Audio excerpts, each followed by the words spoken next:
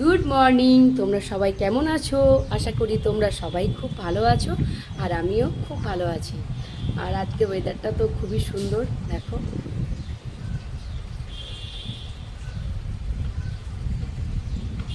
ভীষণ সুন্দর ওয়েদারটা লাগছে। কালকে রাত্রেবেলায় বৃষ্টি হয়েছে, আর খুব ঠান্ডা হাওয়া দিচ্ছে। আর রোদটা খুব হালকা, তার জন্য খুব ভালো লাগছে। আর আমি দুদিন ধরে ভিডিও বানাতে পারিনি, শরীর খুব খারাপ ছিল। গলার ভয়েসে বুঝতেই পারছো, আবার জ্বর এসেছিলো, গলা ব্যথা করছিল, তাই একদম বিছানাতে শুয়েই ছিলাম। ভিডিও বানাতেও পারিনি, রিলস করতে পারিনি, কিচ্ছু না। পুরো টোটালি সব কিছু বন্ধ ছিল। আজ থেকে আবার সব কিছু স্টার্ট করলাম, আর কাজ হয়ে গেছে। ভাবি চলে গেছে, এইদিকে আমি ওয়াশিং মেশিনে কাপড়ও দিয়ে দিয়েছি কাচতে। আর মা এসেছে, আমার মা আজ রান্নাবান্না সব করবে, তোমাদেরকে সবটাই আর দেখাচ্ছি। কন্টিনিউ দেখতে থাকবো। এখানে কাপড় কাচা চলছে এখন, আর বাড়ির সব কাজ কমপ্লিট হয়ে গেছে।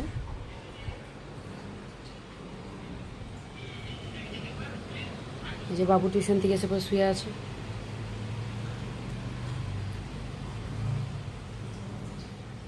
আর এখানে মা রান্নার জন্য সব রেডি করছে, এখন জল ভরছে মা।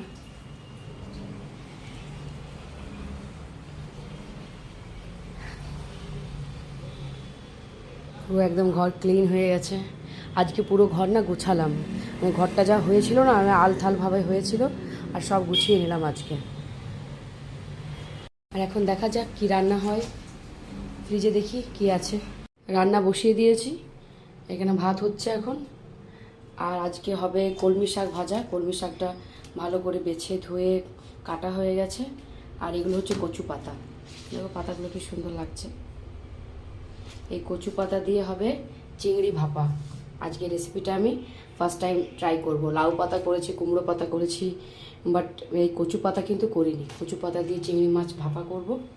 আর মা কি সবজি কাটছে দেখি, করবে আজকে হবে কি পটল চিংড়ি। পটল কাটা চলছে, এখানে পটল কাটছে মা।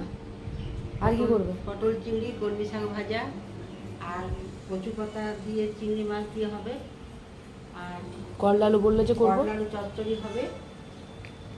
আর মাছের কোনো একটা রেসিপি করতে হবে। তোমরা অনেক দিন পরই মাকে আমার ক্যামেরার মধ্যে আবার দেখতে পাচ্ছ, কারণ মা ছিল না, তার জন্য মা দেখতে পাওনি। মা গেছিলো আমার বোনের বাড়িতে, ওখানে ছিল মা।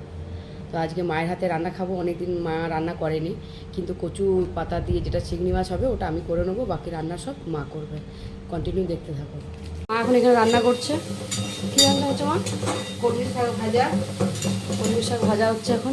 এটাতে কি হচ্ছে? এটাতে হচ্ছে চিংড়ি দিয়ে কচু পাতা দিয়ে, আর এই পটল আলুর তরকারি, আর এই যে ডিমের তরকারি।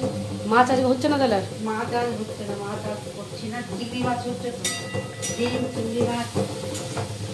আমার মা খুব ভালো রান্না করে, এখন কদিন টেস্টি খাবার খাবো। ওমা এদিকে জল আসছে। আমি এইমাত্র স্নান করে এলাম, তারপর পুজো দিলাম, আর বাবুর খাওয়া হয়ে গেছে। ওর খুব খিদে পেয়েছিল, তাই মা ওকে খেতে দিয়ে দিয়েছে। আর মা গেছে এখন স্নান করতে। মা স্নান করে বেরিয়ে এলে তারপর আমরা এখন খেতে বসবো। শরীরটা একটু ভালো নেই, গলাটা খুব ব্যথা করছে, আবার গলা ধরে আছে, খুব ব্যথা করছে গলাটা, খুব আস্তে আস্তে কথা বলতে হচ্ছে। চলো মা স্নান করে বেরিয়ে আসুক, তারপর খাওয়া দাওয়া করে নিই। দুপুরবেলায় খাওয়া দাওয়ার পর খুব ঘুমিয়ে গেছি, মা আমি দুজনেই ঘুমিয়ে গেছিলাম। তারপর দিদি এসেছিলো, এখন দিদির সঙ্গে একটু অনেকটাই আড্ডা মারা হলো, গল্প হলো অনেকক্ষণ ধরে। এখন আমার বান্ধবী আমাকে ডাকছে একটু বাজারে, দেখি বাজারে ওর সঙ্গে একটু কাজ আছে, যাই দেখি কোথায় নিয়ে যাই। এখন আমি এসছি একটা জুতো কিনতে, জুতোটা খুব চয়েসেবল হয়ে গেল, তাই ওটা কিনে নিচ্ছি। জুতোটা দেখাচ্ছি তোমাদের, দ্বারা খুব সুন্দর জুতোটা। প্রবলেম হয় না এখন সব। আর আমি এখন এই জুতোটা কিনলাম। তোমরা আমাকে কমেন্টে জানিও জুতোটা কেমন হয়েছে।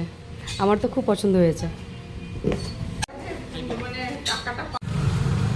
আর এখন আমরা কোথায় যাব এখন ঠিক নেই, দেখি কিছু খাওয়া দাওয়া করবো এবার। চল ধর। এই মাত্র বাড়ি ঢুকছি, কি গরম বাইরে আজকে, অসম্ভব গরম।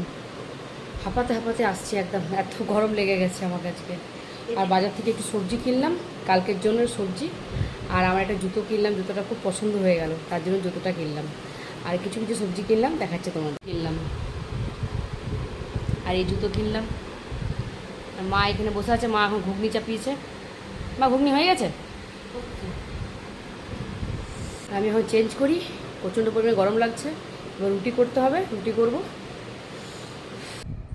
এই মিষ্টিটা খেয়ে পরে গুড নাইট হয়ে যাবে আমার।